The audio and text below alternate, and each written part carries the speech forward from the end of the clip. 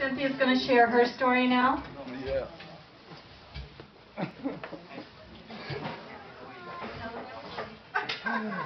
Yeah, I'll tell them everything. Hi, I'm Cynthia Miller. I'm really happy to be here. I have like a really bad story, but it turned out really great. I'm a heroin addict, or at least I used to be. But I'm not anymore. I'm an author. And I've written a book about what's happened with me. And I'm pretty sure it'll be a bestseller because I'm just that determined and I'm doing it the right way. You know what I mean? But when I was in rsat, I had a lot of problems. The last chance, everybody's like, yeah, she did. I was just fighting it, but I knew that I didn't want to get high no more. I knew that if I got well one more time, I knew I was gonna die though, because I was a real addict. You know what I mean? I was just on a roll, and I thought I had it all figured out. You know, I thought I had it all figured out. And my last chance I got was from Don. They served me a paper that said, hey, we got to kick you out of the program. You know, you're not acting right. I told her, just give me one more chance because I need this for my life. Just give me one more chance so that I can graduate and I'm not going to look back. And when I graduated, I didn't look back. But I was praying a lot, you know, and that's the only reason why I made it. You know, the program worked for me because I did things when I got out, like I put my bunk number on my mirror because I didn't never want to wake up in bunk 10 no more. I have my daughter here with me. I mean, I've shared every little step with her, you know, so when I go in the bathroom, you know, I had a little thing that reminded me that I didn't have to have a petition there so somebody didn't see me on the toilet. See, I wasn't going out like that. And when I was in rsat, the teachers would come in and they would be smelling good and looking good and dressing good, and I had on that blue and my hair wasn't combed, and I thought, I'm not going to live like this. You know, I'm not going to live like this. And my daughter that's here with me today, she's an RN. She just got her master's a couple of weeks ago.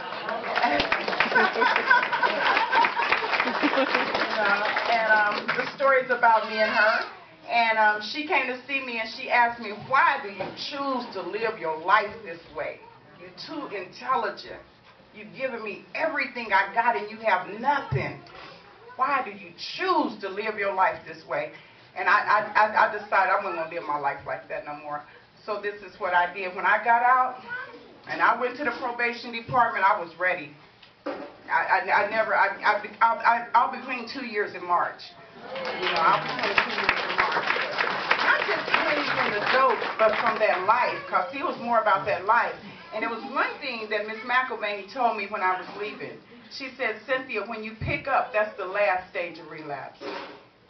Because you're relapsing when you drive down that street, you know they sell dope on.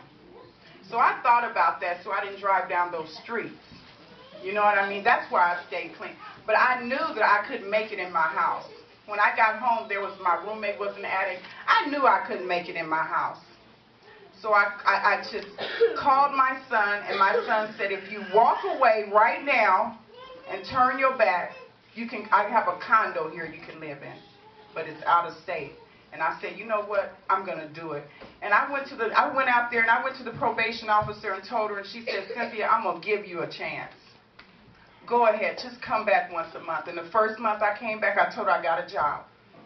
She said, okay, I'll see you next month. Came back, I told her, I said, you know what, I got a better position in my job. She said, okay, I'll see you next month. The last time I went to see her, I said, they paid me $1,000 a week to show up at my job now. And she said, you know what, you don't have to come back no more. I'm going to contact the public defender's office and let them know that we don't need to supervise you anymore. I'm going to ask them to give you an early termination. When I first went into her office, she was looking around. She was looking at my arrest picture, and she was looking for me in there, and she was like, I thought you said Cynthia Miller was here. And I was like, I'm Cynthia Miller. And she was like, wow. Because I took a picture dope sick when I came to jail. I don't know about y'all.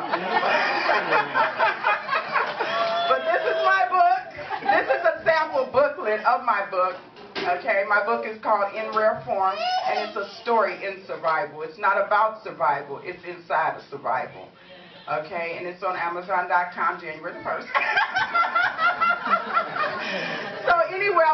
leave you guys with a poem, and I really think rsat is a great program because if it worked for me, it'll work for anybody. I'm telling you, if it worked for me, I was shooting dope for 23 years, it'll work for anybody. I'm telling you. Okay? I'm going to leave y'all with this poem because I have to do a poem. So here's my poem, and it's called The Freedom Dream because, see, being free wasn't nothing but a dream for me.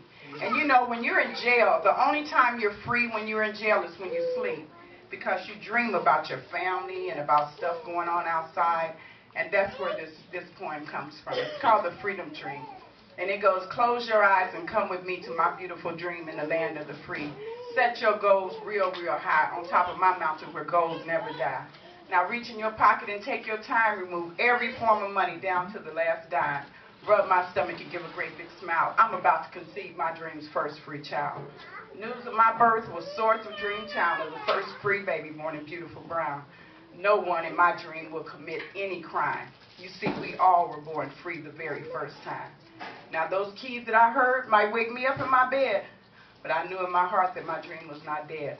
One day my door too opened with a key, and I didn't have to close my eyes just to be free.